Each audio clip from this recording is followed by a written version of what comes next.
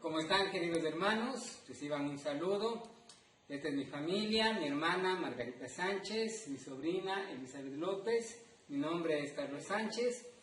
Vamos a tener el día de hoy el gusto de compartir la palabra de Dios con ustedes y queremos dar inicio cantando un himno que dice: a Dios demos gloria, Él se merece toda la gloria, toda la honra, es digno de ser alabado. Por eso hoy le vamos a cantar diciendo: a Dios demos gloria.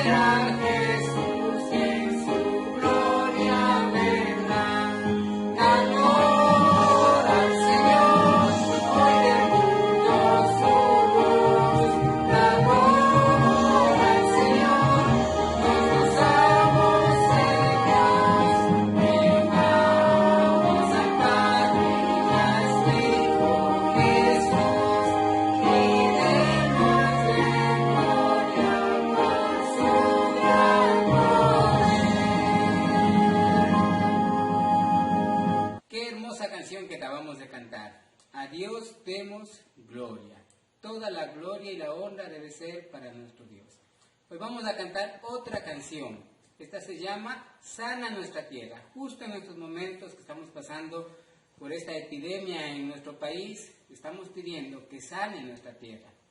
Cantemos, sana nuestra tierra.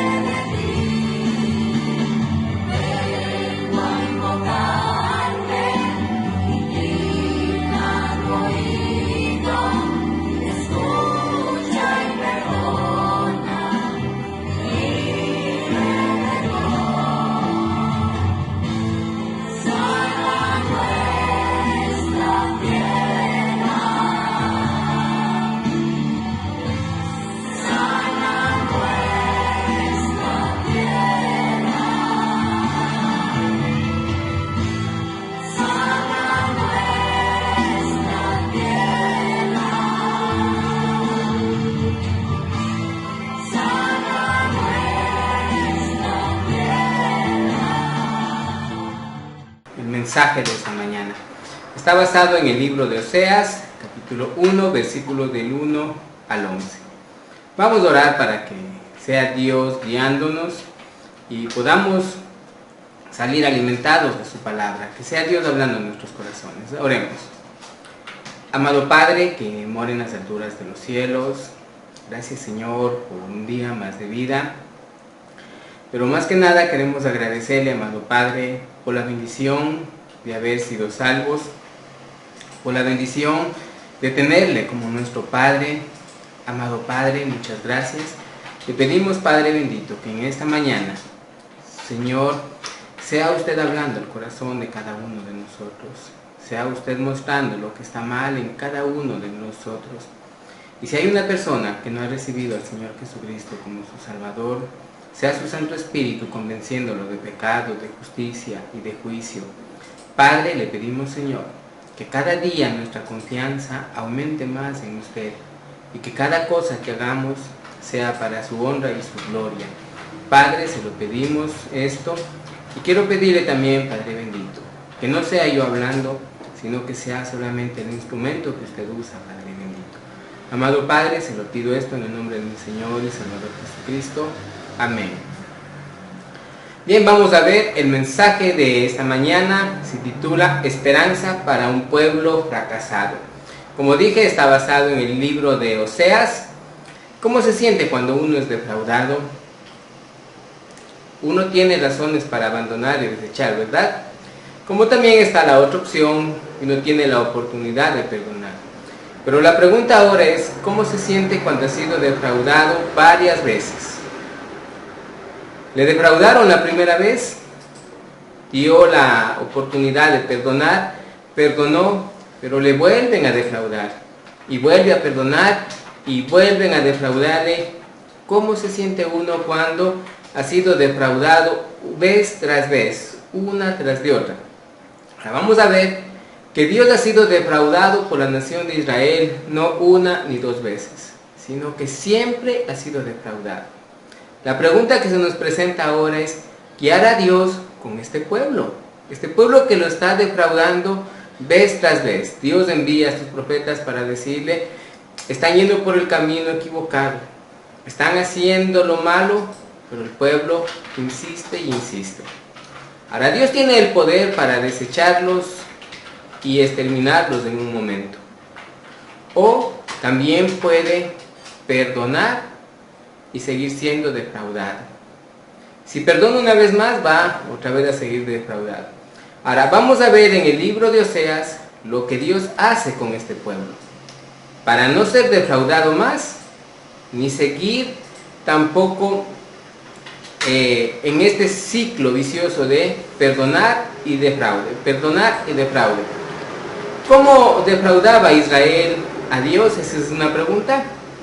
Vamos a ver un poco de historia. Israel era esclavo en Egipto y Dios en su amor los liberó de Egipto, les sacó de la esclavitud, los llevó a una tierra que Él les prometió. En esta tierra Dios los dio toda clase de bendiciones. Dios les protegía de sus enemigos, tenían victoria sobre los enemigos. Dios daba la lluvia a la temprana, a la tardía, les había dado todos los productos de la tierra, les estaba dando riquezas, y había una condición. En Deuteronomio 10:12 Dios dice, ¿qué pide Jehová tu Dios de ti? O sea, yo les voy a dar todas esas bendiciones, pero ¿qué tienen que dar ellos a cambio a Dios? Continúa Deuteronomio, dice, sino que temas a Jehová tu Dios y que andes en todos sus caminos y lo ames y sirvas a Jehová tu Dios con todo tu corazón y con toda tu alma. Esa era la parte que Israel tenía que hacer. Ahora, Israel no cumplió con esta parte. En cuanto llegaron a la tierra prometida, la próxima generación, después de los que pasaron en el desierto, enseguida abandonaron a Dios. Ahora, Dios los ponía opresores para que ellos en su opresión puedan sentir lo que es estar fuera de Dios. Volvían a Dios. Otra vez tenían paz, otra vez volvían a los ídolos. Y esto se convirtió en un círculo vicioso que Volvían a Dios y se alejaban, volvían a Dios y se alejaban. Dios enviaba a sus profetas una vez y otra vez para que se vuelvan de sus pecados. Pero Israel, ¿qué hacía? Persistía en el pecado y seguía estando en el pecado. Así hasta cuando el reino se divide y llegamos a, una vez dividido el reino de Judá y el reino de Israel, llegamos a un rey llamado Acab. Ahora, Acab introdujo el culto a un ídolo llamado Baal. Él se casó con una mujer llamada Jezabel, la cual era devota ferviente de Baal, y llevó este tipo de religión a Israel, y Israel lo abrazó. Ahora, Dios envió al profeta Elías para demostrar que Baal no era Dios. El profeta Elías, por orden de Dios, subió al monte Carmelo, ahí hizo de demostrar que Baal no era ningún Dios, y que Dios sí respondía. Y dijo Elías al pueblo: ¿hasta cuándo van ustedes a claudicar entre dos pensamientos? O sigan a Baal o sigan a Dios. Y el pueblo no respondió. Ahora, Dios usó a Jehú para castigar la maldad de Acab, porque Acab era un rey, aparte de ser idólatra, fue muy malo.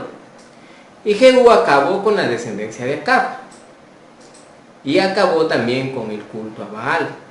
Ahora, por esta razón, Dios le dio una bendición a la descendencia de Jehú, que iban a tomar el reino hasta la tercera generación.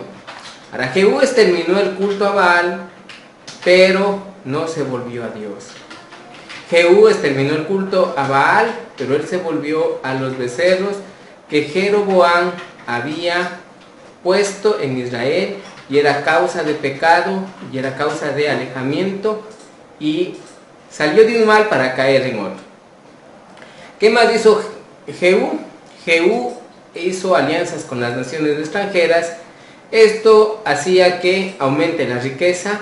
Israel comercializaba con pueblos extranjeros, pero al mismo tiempo que estaba comercializando con los pueblos extranjeros, estaba relacionándose con las costumbres paganas de los otros pueblos, y empezó a decaer la moral. La depravación moral fue en un gran aumento. Veamos lo que nos dice Oseas en Oseas capítulo 1:1.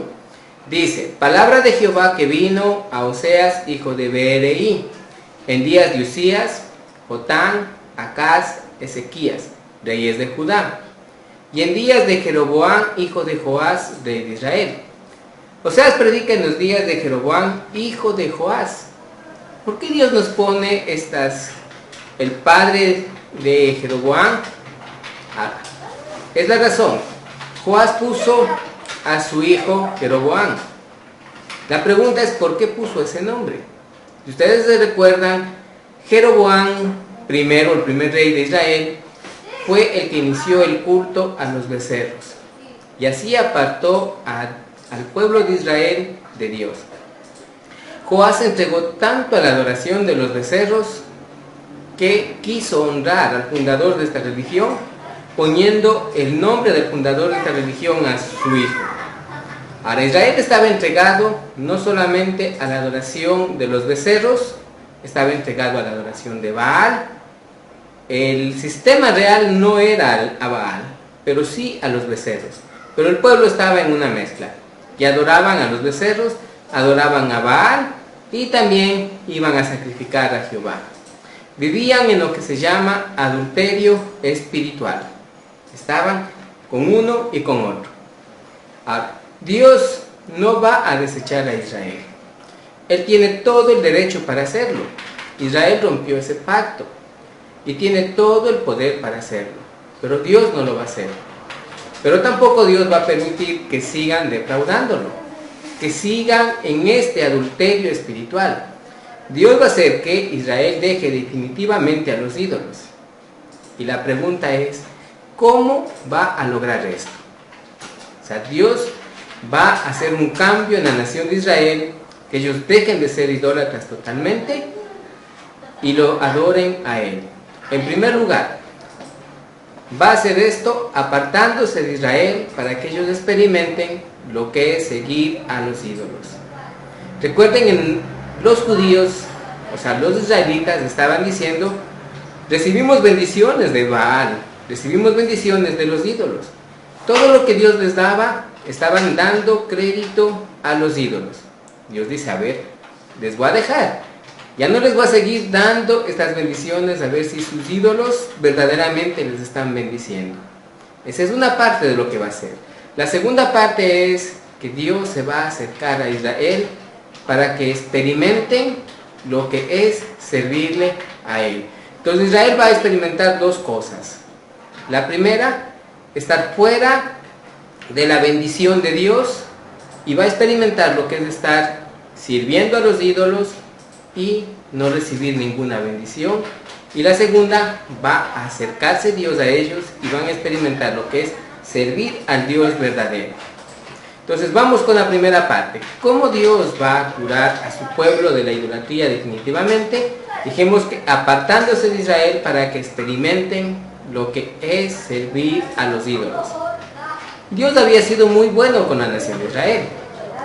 No solo les sacó de Egipto, les dio una tierra, les bendecía, les daba el producto de la tierra, les daba oro, plata. Pero Israel no estaba reconociendo esto de Jehová, sino que estaban dando crédito a los ídolos. Ellos decían, los ídolos son los que hacen esto. Ahora nosotros sabemos que los ídolos nunca hacen nada. Y Dios en su palabra ha dicho que un ídolo es incapaz de hacer algo bueno o algo malo, no pueden hacer nada. Sin embargo, Israel estaba dando crédito que los ídolos son los que le bendicen. Miren lo que decía.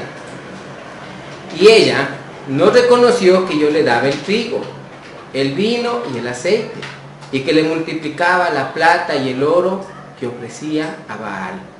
Imagínense, la nación de Israel estaba diciendo que Baal le daba el trigo, que Baal le daba el aceite, que Baal le multiplicaba el oro y la plata. Por eso estaba ofreciendo a Baal. Dios ama a su pueblo, pero su pueblo sigue en idolatría. Ahora Dios ha demostrado ya que los ídolos no son dioses y no hace ni bien ni mal. Recordemos lo que hizo Elías allá en el Monte Carmelo. Ahí demostró Elías que Baal no era ningún dios. Él no pudo producir fuego de la nada, mientras Dios sí. Y Elías dijo al pueblo, ¿hasta cuándo van a ustedes a claudicar entre dos pensamientos? Decídanse, o siguen a Jehová o siguen a Baal. Pero no pueden seguir entre estos dos pensamientos, entre que adoran un día a Jehová y otro día adoran a Baal. Pero el pueblo no hizo esa decisión. Seguían insistiendo en adorar a Baal, seguían con Baal. No quería abandonar el pueblo a los ídolos. Ahora, Dios les va a demostrar que los ídolos no son Dios. ¿Por qué persistían tanto en la idolatría? Porque ellos creían que los ídolos los estaban bendiciendo, que el ídolo les estaba dando riquezas, que el ídolo les estaba proveyendo lo que ellos necesitaban, cuando era en realidad Dios el que da esto. Entonces, al retirarse Dios de ellos, ellos van a quedar sin esas cosas y van a poder comprobar que el ídolo no tiene poder para darle estas cosas. Entonces, ¿cómo va a hacer entender a un pueblo que ha sido obstinado y necio de corazón? Quitándoles la protección y la bendición. En otras palabras, si el ídolo son dioses, deben bendecirles y protegerles cuando Dios está ausente. Ahora Israel va a experimentar lo que es estar sin Dios. ¿Y esto dónde va a empezar? En la casa del rey. Seguir a los ídolos trae castigos sobre la familia del rey. Veamos lo que dice Oseas capítulo 1, versículo del 4 al 5. Dice, y le dijo Jehová, ponle por nombre Jezreel, porque de aquí a poco yo castigaré a la casa de Jehú por causa de la sangre de Jezreel, y haré cesar el reino de la casa de Israel. Versículo 5. Y en aquel día quebrantaré yo el arco de Israel en el valle de Jezreel. Dios le mandó a Oseas a casarse con una mujer fornicaria. Ahora, de este matrimonio van a nacer hijos. Y Dios va a dar el nombre de los hijos que Oseas debe poner. El matrimonio de Oseas es un ejemplo del matrimonio de Dios con Israel. Oseas es un esposo amoroso y fiel. Así como Dios es un esposo para la nación de Israel, amoroso, fiel, proveedor. Y Gomer es una mujer adúltera, así como Israel con Dios. Los nombres de los hijos es predicción de juicio. Cada hijo que va teniendo Gomer, Dios le va a dar el nombre que ponga. Y eso va a hacer una predicción de juicio. Va a decir, con cada hijo va a haber un juicio sobre la nación de Israel. Veamos el primer nombre del primer hijo, es Jezreel. ¿De dónde sale esto? Jezreel era una ciudad fortificada, ahí en Samaria. Justo en esta ciudad fortificada llamada Jezreel había un hombre llamado Nabot, que tenía una viña. Y Acab se enamoró de esa viña. Y él quería esa viña a toda costa. Pero Nabot no le quería dar la viña a Acab. Así es que Jezabel inventó una patraña para hacer de quitarle la viña. Dijo que Nabot había blasfemado contra Dios y el rey y le hicieron de presentar falsos testigos.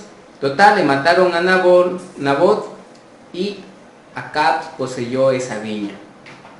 Ahora Dios dijo que va a castigar este asesinato a Acab y a su familia por toda la maldad. Acab no solamente era idólatra, sino también un mal rey. El hijo de Oseas se va a llamar Jezreel, el nombre de esta ciudad fortificada. Es lo que dice la palabra de Dios en el verso 4. Y le dijo Jehová, ponle por nombre Jezreel, porque de aquí a poco yo castigaré a la casa de Jehú por causa de la sangre de Jezreel. Ahora, ¿quién es Jehú? Porque aquí encontramos a un Jehú. ¿Quién es Jehú? ¿Qué hizo? ¿Y qué es lo que hizo? Que Dios lo va a castigar. Jehú era el oficial del ejército de Acab, el rey de Israel. Y Dios le mandó por medio de Eliseo a ungirlo como rey, para que castigara la casa de Baal. Jehú destruyó la casa de Baal, y junto con la casa de Baal destruyó la casa de Acab, y junto con la casa de Acab destruyó a la adoración y el culto a Baal. Jehú obedeció a Dios, pero dice la Biblia que no lo hizo de corazón. Segunda de Reyes, capítulo 10, verso 30, dice que su corazón estaba puesto en los becerros. Obedeció lo que Eliseo le dijo por mandato de Dios, pero él no tenía en su corazón ningún amor, ningún respeto por Dios. Su corazón estaba en los becerros. Jehú no era un adorador de Baal, pero era un adorador de los becerros y no adoraba a Dios. Ahora el texto dice, yo castigaré a la casa de Jehú por la sangre de Jezreel. Recordemos, Dios le mandó a Jehú exterminar a la familia de Acab, pero Jehú fue más allá de lo que Dios le dijo. Jehú era un hombre sanguinario y se complacía en el derramamiento de sangre. Por eso, cuando exterminó la casa de Acab, exterminó también a los amigos y a los allegados de Acab. Le encantaba derramar sangre. El texto dice, yo castigaré a la casa de Jehú. Eso quiere decir que el castigo va a Jehú y también a su descendencia. La pregunta es, ¿por qué Dios va a castigar a la descendencia de Jehú? Debemos entender que ellos, tanto Jehú como sus descendientes, dieron la espalda a Dios y adoraron a los becerros que Jeroboam primero instaló. Se corrompieron en la avaricia y en la arrogancia. Por eso Dios dice, yo castigaré a la casa de Jehú por causa de la sangre de Jezreel, lo que hizo Jehú cuando fue ordenado por Dios acabar con la casa de Acab, pero él fue mucho más allá de lo que le mandó Dios, y haré cesar el reino de la casa de Israel. Y en aquel día quebrantaré yo el arco de Israel en el valle de Jezreel. el arco de Israel significa la figura del poderío del ejército. Dios anuncia que la descendencia de Jehú no estará más en el trono y que Israel mismo dejará de ser un reino independiente. Ahora, esto se cumplió cuando los asirios conquistaron a Israel. Israel estaba en el adulterio espiritual. Estaban divididos entre dos pensamientos: seguir a Jehová y seguir a Baal. La bendición de Dios están acreditando a los ídolos, a Baal especialmente. Dios va a dejar de bendecirlos para que vean que los ídolos no pueden hacer nada. Seguir a los ídolos estamos viendo que trae castigo a la casa del rey. Y hemos visto cómo la casa del rey va a ser castigada por la idolatría. Pero seguir a los ídolos deja sin perdón y sin compasión. Veamos los versículos 6 al 7. Dice la palabra de Dios: concedió ella otra vez y dio a luz una hija, y le dijo Dios: ponle por nombre Lo-ruhamah, porque no me compadeceré más de la casa de Israel, sino que los quitaré del todo. Verso 7. Mas de la casa de Judá tendré misericordia, y los salvaré por Jehová su Dios, y no los salvaré con arco, ni con espada, ni con batalla, ni con caballos, ni jinetes. Oseas tiene otra hija, llamada Lo-ruhamah. Recordemos, los nombres de los hijos es predicción de juicio. Lo-ruhamah, el significado es no compadecida. Dios había tenido compasión de Israel una y otra vez. Les dio la lluvia temprana y la tardía, les dio cosechas, les dio oro, les dio plata, les dio protección de sus enemigos. Pero, ¿Israel era merecedor de todas esas bendiciones? En ninguna manera. No se merecían, todo era por gracia, la compasión de Dios. Dios se dolía de la condición en la que estaban, los perdonaba y les daba bendición. Cada vez que se apartaban de Dios, caían en desgracia, Dios estaba dolido de esa condición y Dios actuaba y los liberaba. Israel está siguiendo a los ídolos y Dios ya no va a tener más compasión de ellos. Dios no los va a defender más de sus enemigos. Dios ya no les va a dar más protección ni tampoco les va a dar más bendición. Vean lo que dice el verso 7. Mas de la casa de Judá tendré misericordia y los salvaré por Jehová su Dios. Y no los salvaré con arco, ni con espada, ni con batalla, ni con caballos, ni jinetes. ¿Qué es lo que está diciendo Dios? De Israel ya no se va a compadecer, pero de Judá va a seguir teniendo compasión. Del reino de Judá va a continuar. Eso quiere decir que la compasión de Dios continuará en el reino de Judá, pero en el reino de Israel ya no. Ahora, de hecho, vemos cómo la compasión de Dios continuó en el reino de Judá. Los asirios intentaron invadir a Jerusalén y vinieron con una cantidad de ejército tan grande que comparada a la cantidad de ejércitos de Israel era insignificante. Es más, el general del ejército de los asirios desafió al Dios viviente en eso. Esa historia la podemos ver en Segunda de Reyes capítulo 19 y en Isaías capítulo 37. Pero Dios intervino y los asirios no pudieron entrar a invadir a Jerusalén. Dios envió su ángel y murió todo el ejército sin necesidad de una batalla. Entonces podemos ver, la compasión de Dios sigue con el reino de Judá, pero con el reino de Israel no. Los asirios invadieron a Israel y tuvieron éxito. Fueron cautivados por los asirios y los llevaron presos.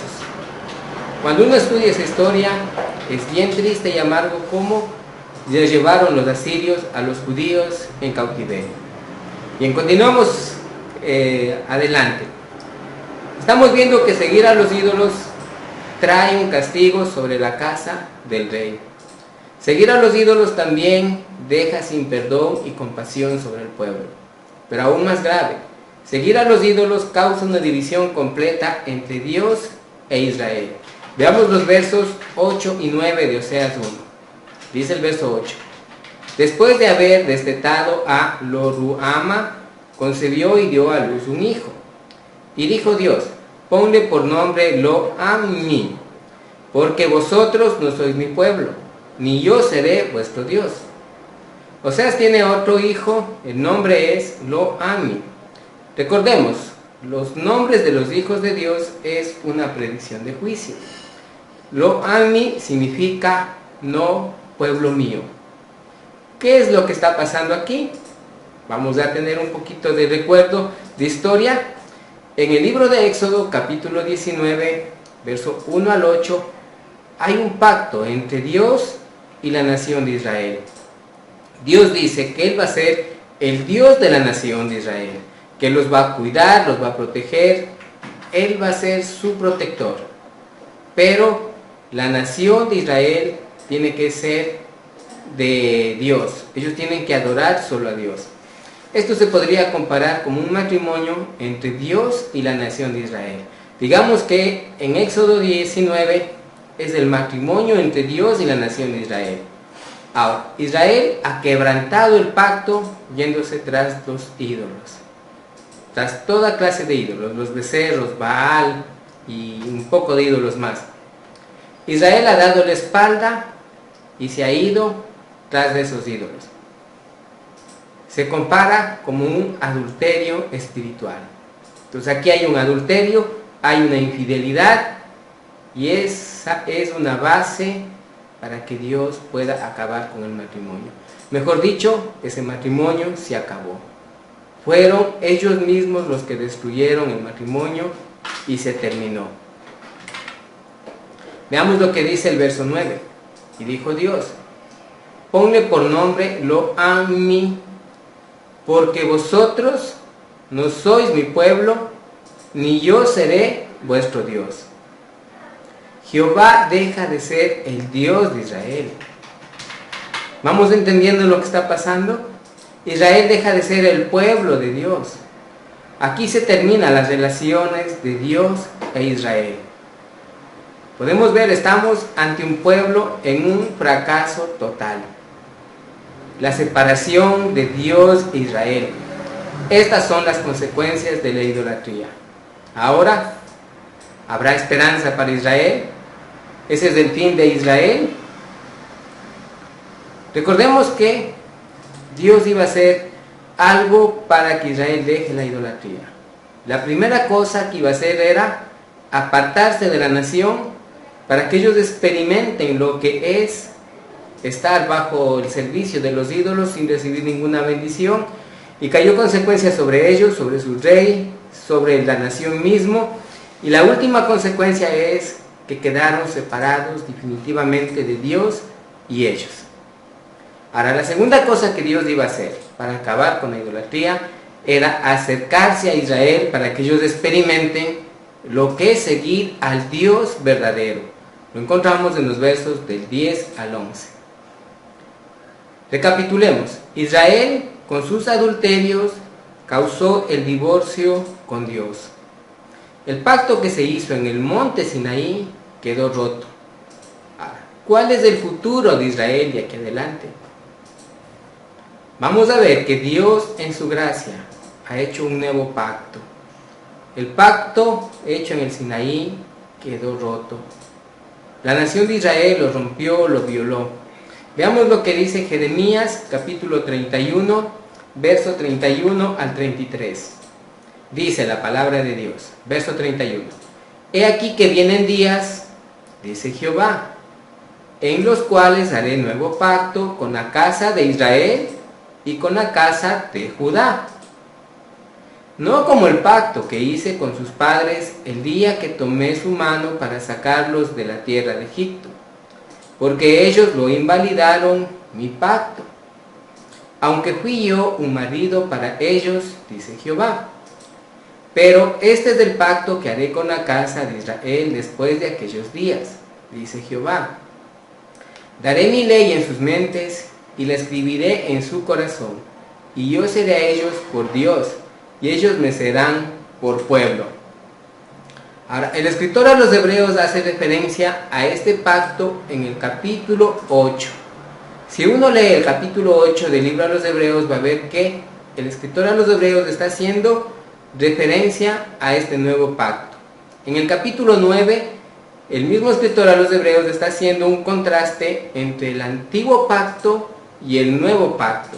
Y cuando llega al verso 12, dice que el nuevo pacto fue hecho con la sangre de Cristo. El primer pacto fue hecho con la sangre de becerros y de toros, pero el nuevo pacto descansa en la sangre preciosa de Cristo. Recapitulemos lo que estamos pensando, ¿no? Dios hizo pacto con Israel. Israel sería el pueblo de Dios. Ahora, Israel quebrantó este pacto por seguir a los ídolos. Dios hace una separación, o sea, un divorcio, hasta ahí llega. La pregunta es, ¿hay esperanza para Israel? Y la respuesta es sí. La esperanza está en el nuevo pacto. La esperanza de Israel está en Jesucristo. Él es el Cordero de Dios que fue sacrificado para el nuevo pacto. En el primer pacto hicieron becerros.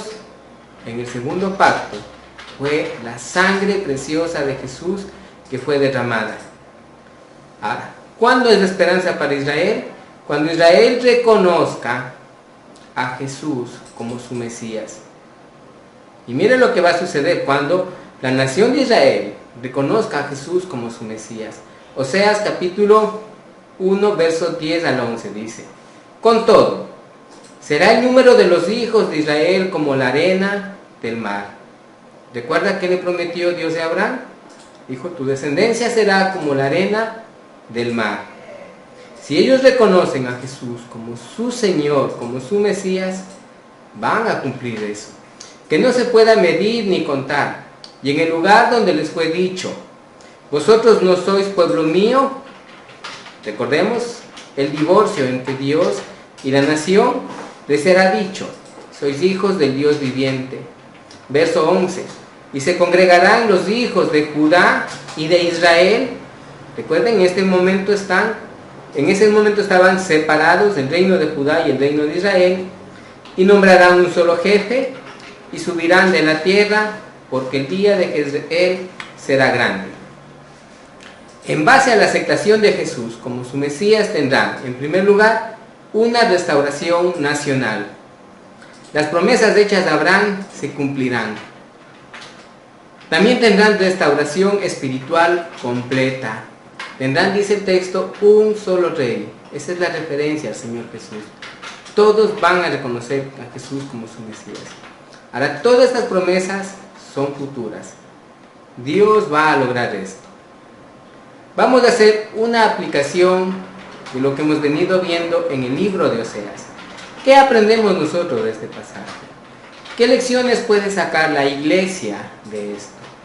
En primer lugar, vamos a ver que el corazón del hombre es idólatra. Se preguntó por qué Israel insistía tanto en los ídolos. Casi toda la historia de Israel viene con ídolos.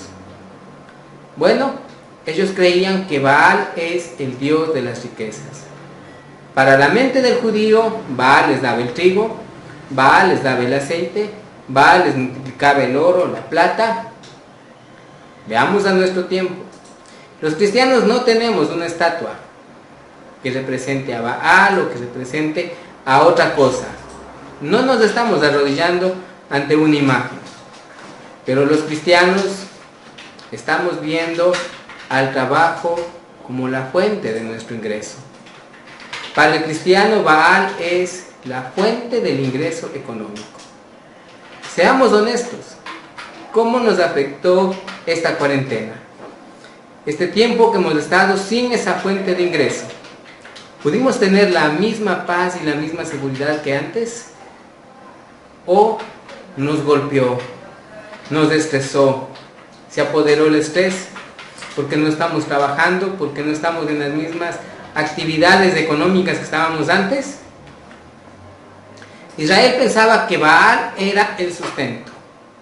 Por eso fue que prefirió a Baal antes que a Dios. A veces los cristianos hemos hecho un ídolo de la fuente de ingreso. Eso es idolatría también. Ahora, ¿qué es lo que quiero decir con esto?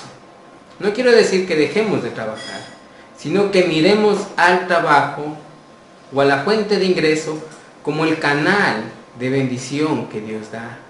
Pero no lo miremos como la fuente de bendición, como la fuente de recibir lo que necesitamos.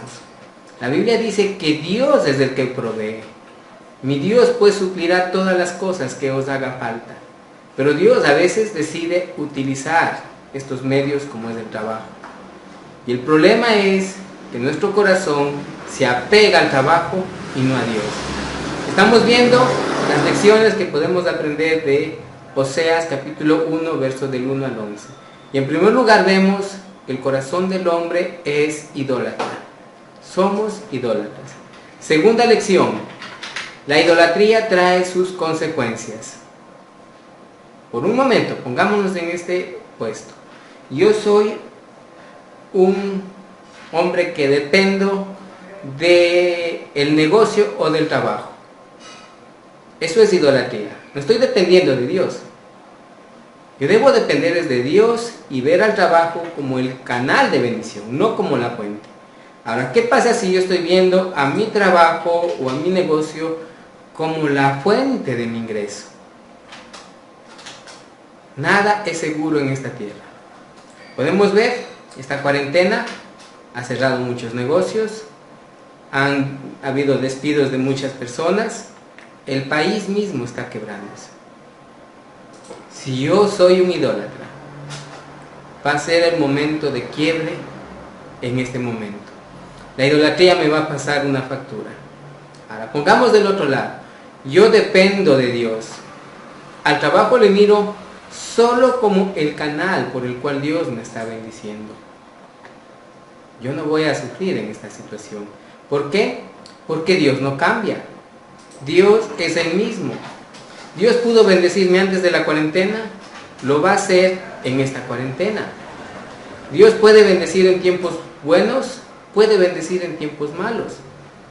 Dios es omnisciente, Él todo lo sabe.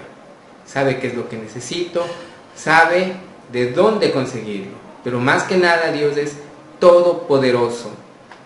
Esto me da tranquilidad y paz, porque sé que estoy en sus manos. Y Él es, como dijo, todopoderoso. No hay nada difícil para Él. No hay una cuarentena que lo ate de pies y manos y diga, bueno, ahora no sé qué hacer. Dios es todopoderoso. Cuando dependemos de Dios, vamos a estar seguros, no importa la situación que venga. No importa la cuarentena o no. Pero cuando dependemos del canal de bendición, cuando tenemos idolatría, nos vamos a desesperar, nos vamos a estresar y muchas veces hasta a enfermar. Estamos viendo la aplicación de Oseas. Hemos visto que, en primer lugar, el corazón del hombre es un idólatra. Somos idólatras. En segundo lugar, la idolatría trae sus consecuencias. Pero en tercer lugar, en Jesucristo hay esperanza. Si la palabra de Dios le mostró que usted ha estado siendo un idólatra, tiene esperanza. El Señor Jesús dijo, venid a mí y yo os haré descansar. Acudamos a Cristo. Si no tiene a Cristo como su Salvador, es hora de que lo acepte como su Salvador. Recuerde, en el Señor Jesucristo hay esperanza. Oremos para terminar. Amado Padre, que mora en las alturas de los cielos, gracias, Señor, por su palabra, porque en ella conocemos, Señor, que somos pecadores, que somos idólatras, que la idolatría nos pasa una factura cara, pero en el Señor Jesucristo tenemos restauración, y así como a Israel, a pesar de haber roto con el pacto, usted en el Señor Jesucristo les restaura el pacto y les da mucho más de lo que tenían en Cristo. Tenemos todas las bendiciones y le rogamos, Padre, que podamos acercarnos a Él confiadamente. Y le pido, Padre, que sea limpiando nuestro corazón de toda idolatría. Padre, se lo pedimos esto en el nombre de nuestro Señor y Salvador Jesucristo. Amén.